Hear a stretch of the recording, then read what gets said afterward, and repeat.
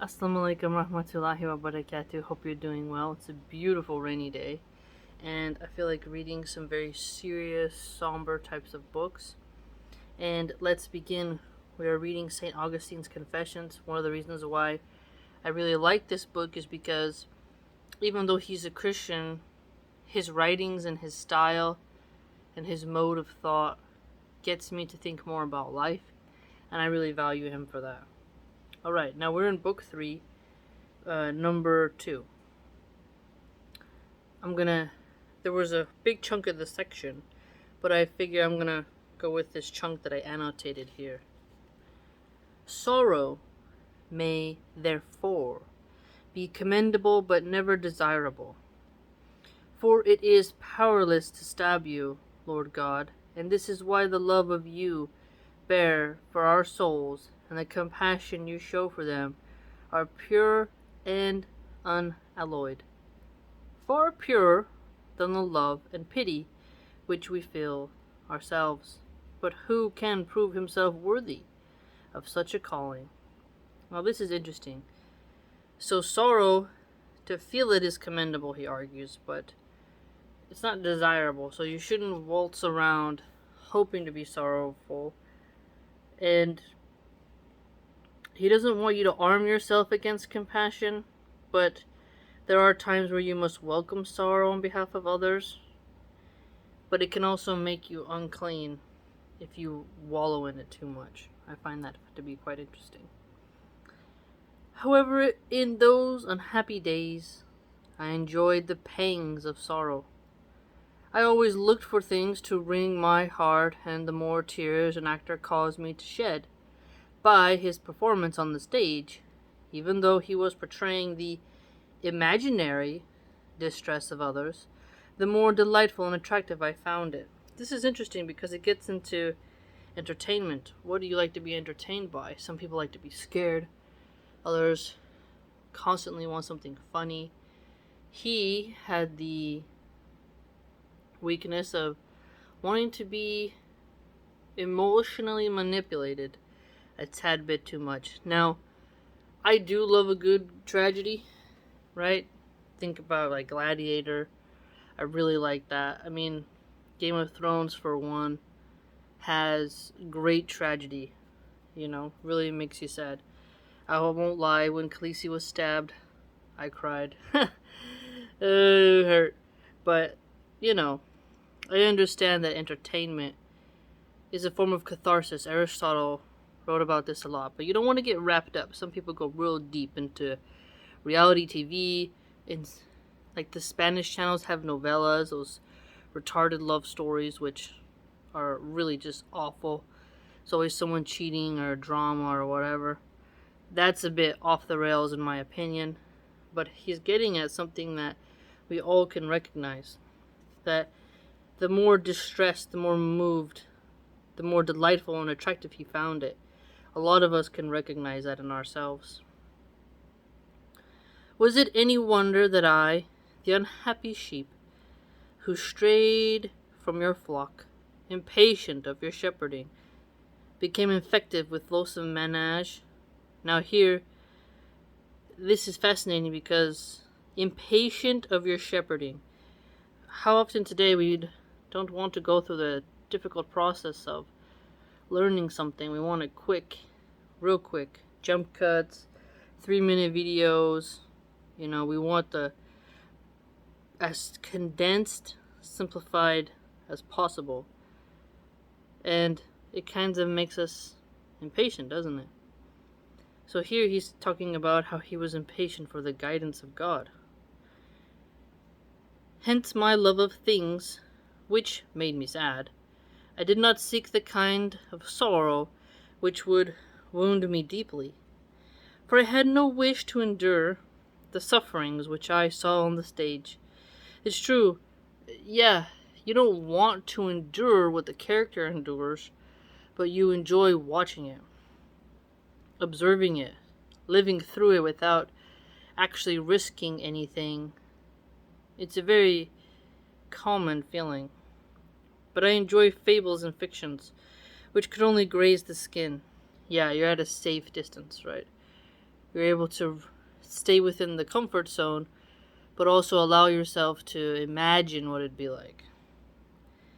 But where the fingers scratch, the skin becomes inflamed. It swells and festers with hideous pus. And the same happened to me. Could the life I led be called true life, my God? So here he's acknowledging that living in the imaginary distress of others is not true life. And he strayed far from the flock.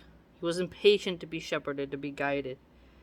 And he didn't seek sorrow that would really wound you, but it just grazed the skin. And then he gave that example of when you often scratch yourself, you get more pimples and festers and you get whiteheads and whatnot. So he gave this really unique example of these small indulgences, these small things frequenting, picking at your skin symbolically caused more problems and made him more bad. So more irritation. So he's giving a both literal example of if you touch your skin too much, and then using a very poetic way of letting us know how that is with these minor little sins that pock themselves upon us by our own doing, right? A finger scratch is not a deep wound, but it does cause some hideous things that really trouble the mind and distract you. Very unique. Okay, now we're in number 3. I annotated this block as well. Yet all the while, far above, your mercy hovered faithfully about me. I exhausted myself in depravity, in the pursuit of an unholy curiosity. Now notice this. Exhausted myself in depravity. So that really highlights to you the amount of energy and force and emphasis that he is putting on something that would not be seen as good in the eyes of God. I deserted you and sank to the bottommost depths of skepticism and the mockery of devil worship. My sins were a sacrifice to the devil, and for all of them you chastised me. So that's an interesting way of looking at it. Sins being a sacrifice to the devil. That when you sin, you're giving a sacrifice to the devil. That's unique. I defied you even so far as to relish the thought of lust. So here, relishing in the thought of lust is very sinful. It is very hard to avoid today, but it does happen. But he's reminding us that you shouldn't do it. And gratify it too, within the walls of your church during the celebration of your mysteries. For such a deed I deserved the pluck of fruit of death, and you punished me for it with a heavy lash. But, compared with my guilt, the penalty was nothing.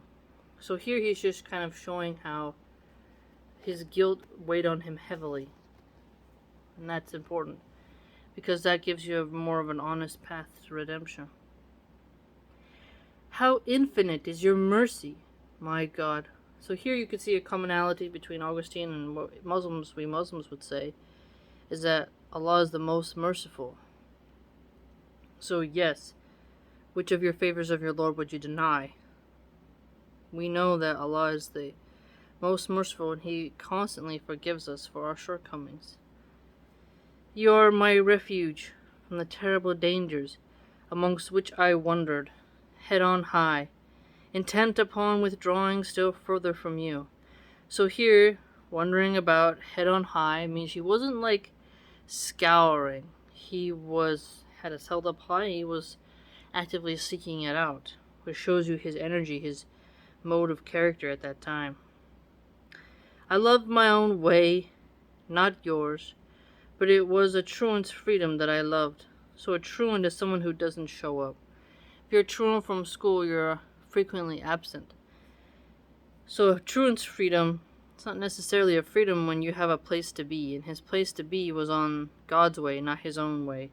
That's very unique of putting it. And I also found it quite interesting that he talked about being swollen with conceit, and that there is ferocious devilry. And I find these to be quite unique phrases. Because when you're swollen with conceit, when you're conceited, it's a point of an ego that is so potent, so bloated, that it can consume you to the point where you don't even think you are conceited. Here's a thing here as well. This was the devil's own behavior, or not far different.